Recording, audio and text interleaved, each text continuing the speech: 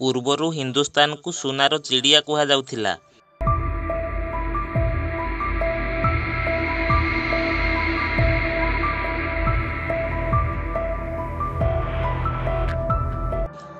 ଏହା ତ ଆମେ ସମସ୍ତେ ଜାଣିଛନ୍ତି, କିନ୍ତୁ କାଳକ୍ରମେ ବିଦେଶୀ ଆକ୍ରମଣକାରୀମାନେ ହିନ୍ଦୁସ୍ତାନ ଉପରେ କବ୍ଜା କରି ଆର୍ଥିକ ସ୍ତରରେ ଏହାକୁ ପଙ୍ଗୁ ବନେଇଦେଲେ। ଇତିହାସର ପୃଷ୍ଠାକୁ ଓଲଟାଇଲେ ଏହା ଜଣାପଡ଼େ କି ବିଦେଶୀମାନଙ୍କ ମଧ୍ୟରୁ ସବୁଠାରୁ ଅଧିକ ସମୟ ପର୍ଯ୍ୟନ୍ତ ଇଂରେଜମାନେ ହିନ୍ଦୁସ୍ତାନ ଉପରେ ଶାସନ କରିଥିଲେ। କିନ୍ତୁ ବନ୍ଧୁଗଣ, କ'ଣ ଆପଣ କେବେ ଚିନ୍ତା କରିଛନ୍ତି କି ଯଦି ଇଂରେଜମାନେ ଭାରତ ଆସିନଥାନ୍ତେ ତ ଆଜି ଆମ ଦେଶ ଭାରତର ଚିତ୍ର କିପରି ହୋଇଥାନ୍ତା? ବନ୍ଧୁଗଣ, ଏହି କଥା ଉପରେ ଆଜିର ଭିଡ଼ିଓ ମାଧ୍ୟମରେ ବିଶ୍ଳେଷଣ କରିବା। ତେଣୁ ସର୍ବପ୍ରଥମେ କାହାଣୀ ଆମର ୟୁଟ୍ୟୁବ୍ ଚ୍ୟାନେଲକୁ ଆପଣଙ୍କୁ ଅନେକ ଅନେକ ସ୍ୱାଗତ।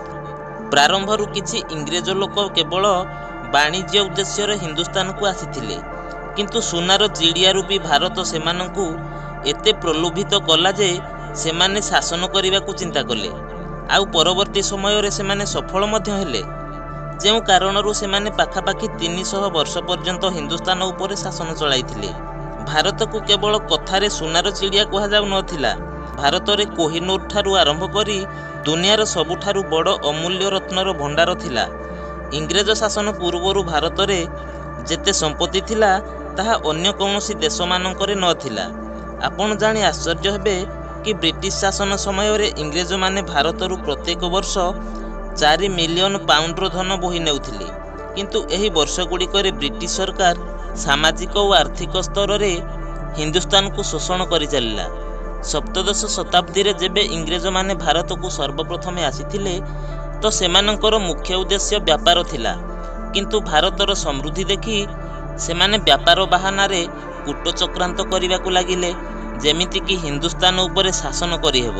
ସେଥିପାଇଁ ଇଂରେଜମାନେ ସର୍ବପ୍ରଥମେ ଛୋଟ ଛୋଟ ରାଜ୍ୟଗୁଡ଼ିକୁ ନିଜ ଅଧୀନକୁ ନେବା ଆରମ୍ଭ କଲେ। ଆଉ ଯେବେ ଛୋଟ ଛୋଟ ରାଜ୍ୟଗୁଡ଼ିକ ସେମାନଙ୍କର ଅଧୀନ ହୋଇଗଲା, ସେହି ଛୋଟ ଛୋଟ ରାଜ୍ୟମାନଙ୍କର ଶକ୍ତି ବଳରେ ବଡ଼ ରାଜ୍ୟମାନଙ୍କୁ ମଧ୍ୟ ନିଜ କବ୍ଜାକୁ ନେବା ଆରମ୍ଭ କଲେ। ସମ୍ପୂର୍ଣ୍ଣ ହିନ୍ଦୁସ୍ତାନକୁ ନିଜ ଅକ୍ତିଆରକୁ ନେବା ପରେ ସର୍ବପ୍ରଥମେ ଇଂରେଜମାନେ ଭାରତବର୍ଷର କୃଷି ବ୍ୟବସ୍ଥାକୁ କମଜୋର କରିବା ଆରମ୍ଭ କଲେ।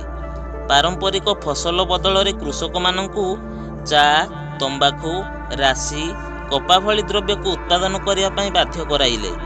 ଏହି ସମସ୍ତ ଫସଲକୁ ଉତ୍ପାଦନ କରିବା ପଛରେ ଇଂରେଜମାନଙ୍କର ଲକ୍ଷ୍ୟ ଏହା ଥିଲା ଯେ ଏହି ସବୁ ଫସଲକୁ ଆନ୍ତର୍ଜାତିକ ବଜାରରେ ବିକ୍ରି କରି ସେମାନେ ଅଧିକରୁ ଅଧିକ ଲାଭବାନ ହୋଇପାରିବେ।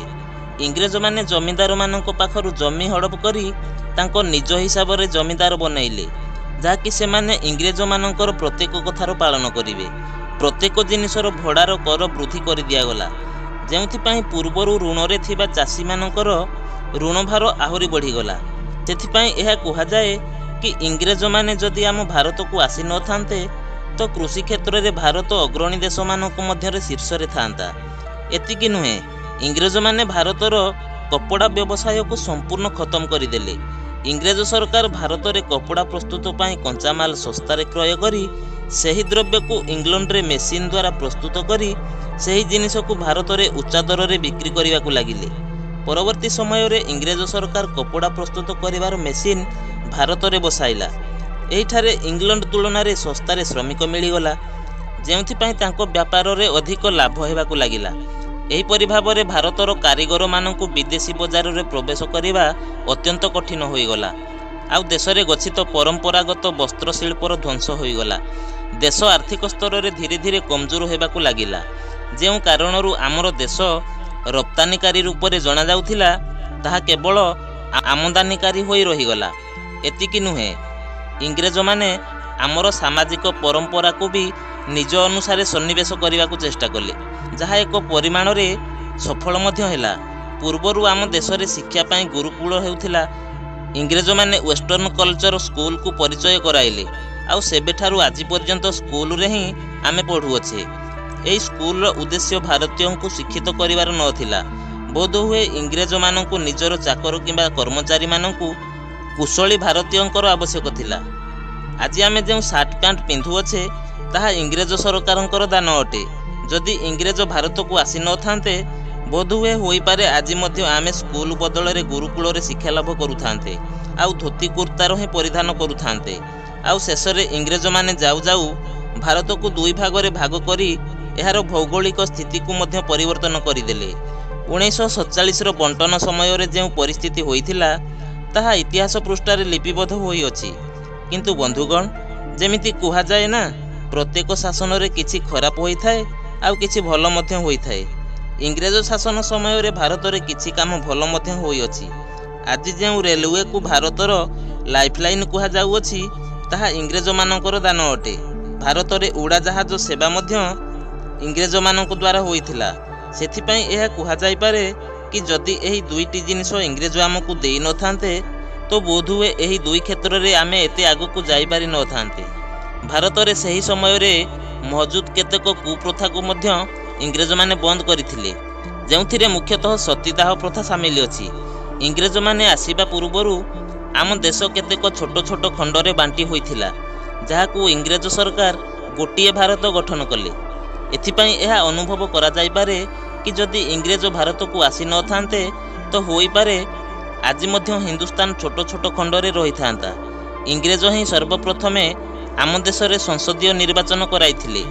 ସେଥିପାଇଁ ଗଣତନ୍ତ୍ରକୁ ଇଂରେଜଙ୍କ ଦ୍ୱାରା ଦିଆଯାଇଥିବାର ଅନୁମାନ କରାଯାଏ।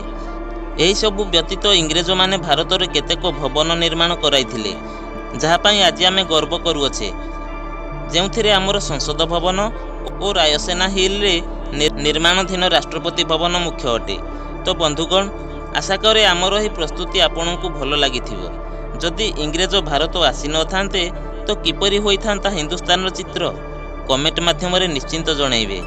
ଆଉ ତା ସହିତ ଭିଡ଼ିଓକୁ ଗୋଟିଏ ଲାଇକ୍ ଓ ସେୟାର କରି ଯଦି ଚ୍ୟାନେଲକୁ ସବସ୍କ୍ରାଇବ୍ କରିନାହାନ୍ତି କିମ୍ବା ଚ୍ୟାନେଲକୁ ନୂଆ ଆସିଛନ୍ତି ତ ସବସ୍କ୍ରାଇବ୍ କରି ଅଲ୍ ନୋଟିଫିକେସନକୁ ଅନ୍ କରି ରଖନ୍ତୁ, ଯାହାଫଳରେ ପରବର୍ତ୍ତୀ ଭିଡ଼ିଓ ଆପଣଙ୍କ ପାଖକୁ ସର୍ବପ୍ରଥମେ ପହଞ୍ଚି ପାରିବ। ଭିଡ଼ିଓକୁ ଶେଷ ପର୍ଯ୍ୟନ୍ତ ଦେଖିଥିବାରୁ ଆପଣଙ୍କୁ ଅନେକ ଅନେକ ଧନ୍ୟବାଦ। ଆଜି ପାଇଁ ଏତିକି। ଜୟ ହିନ୍ଦ।